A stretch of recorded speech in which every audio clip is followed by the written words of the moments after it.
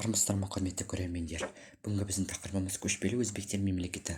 Жошы ұрпақтарының арасындағы талай жылдарға созылған өзара соғыстарға байланысты Шайбани әулетінің саяси басымдылыққа қол жеткізу нәтижесінде көшпелі өзбектер мемлекеті құрылған.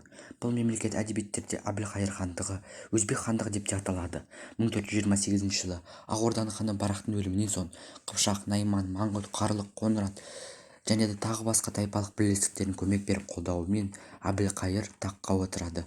Елдің ұлан-ғайыр аумағы батысынан Жайықтан бастап шығысында Балқашқа дейін, оңтүстігінде Арал теңізі бойымен Сырдың төменгі ағысында, солтүстігінде Тобыл мен Ертістің орта ағысына дейінгі жазық жерлерді алып жатты.